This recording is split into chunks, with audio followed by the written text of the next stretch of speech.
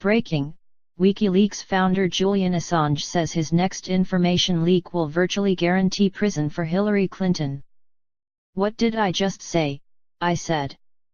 Breaking news: WikiLeaks founder Julian Assange says his next information leak will virtually guarantee Hillary Clinton will go to prison. WikiLeaks founder Julian Assange says his next leak will virtually guarantee an indictment of Hillary Clinton. In a recent interview with ITV, Assange said the whistleblowing website will soon be leaking documents that will provide enough evidence for the Department of Justice to indict the presumptive Democratic nominee.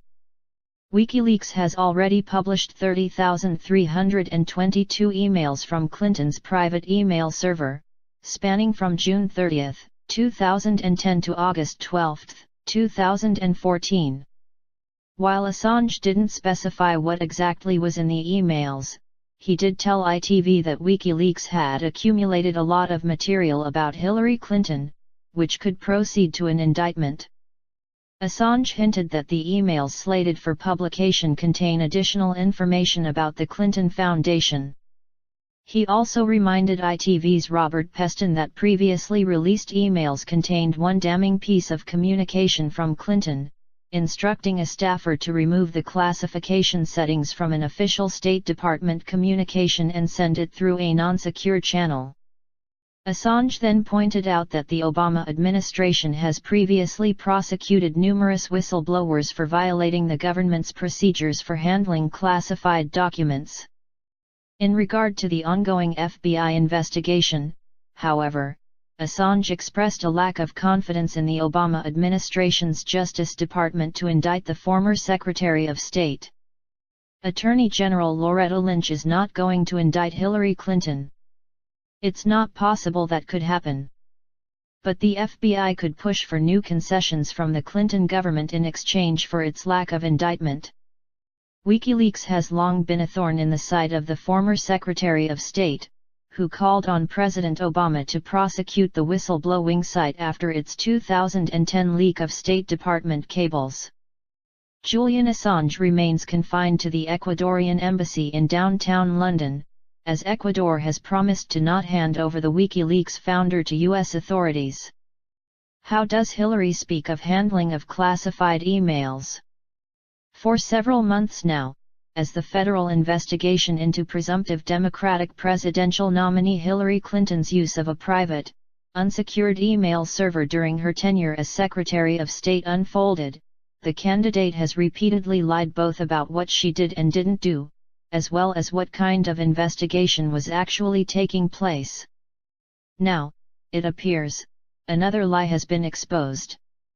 Clinton has said she never sent or received any email marked as classified, but, writes John Schindler at The Observer, a recent State Department Inspector General's report noted that it leaves no doubt that Clinton has lied profligately about Emailgate from the moment the scandal broke over a year ago, and that includes the lie regarding classification on some emails. Schindler noted further, to make matters worse for Hillary, it recently emerged that at least one of the emails she handed over to investigators under subpoena in fact did contain classified information that was marked as such. The April 2012 email chain discusses an impending phone call with Malawi's new president. The important part is an email from Monica Hanley, an aide, to Clinton, including the call sheet for the secretary. In layman's terms, this was a note for Secretary Clinton telling her what she needed to discuss during her scheduled phone conversation with a foreign head of state. We don't know what that was, however, since most of that email has been redacted as classified at the confidential level, the lowest classification level in the U.S. government. The smoking gun here is that the call sheet begins with the line, "C. Purpose of call, to offer condolences on the passing of President Mutharika and congratulate President Bonda on her recent swearing-in." Everything after that has been redacted. But that, C, is what is termed a portion marking, a tip-off to the reader that the paragraph following is classified. Schindler notes further that it will be difficult at best for the FBI to ignore at least this willful violation of statutes, not rules, federal statutes, governing the handling of classified materials. Add that to the fact that other reports have noted Clinton's unsecured emails also contained the names of clandestine CIA operatives, which may have put them at risk and may be a violation of a 1982 law, the Intelligence Identities Protection Act, and you have a perfect storm of illegality and threats to national security that prove, beyond a doubt, that Clinton is not suited to be president.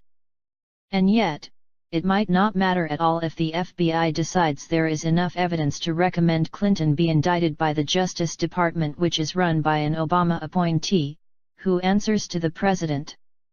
Make no mistake, there are more than a few senior intelligence officials in Washington, D.C., who are livid about Hillary Clinton's willful disregard of clearly defined laws on the handling of classified information. Her misconduct endangered sensitive intelligence programs and lives. Schindler, a former NSA analyst, Navy officer, and War College professor, said, adding that, if Obama punts on prosecuting her, there are high-ranking spies who are perfectly willing to leak the sordid details of Emailgate to the media. Oh, you want Hillary for president? We sure hope not. Bernie clearly won, but Hillary and her supporters fixed the votes in her favor. Trump may not be perfect, but he's better than the Hildebeest. Get out and vote. It may matter if we get the percentage way up. If it's close, they will just give it to Hillary. Now listen to some soothing subliminal messages.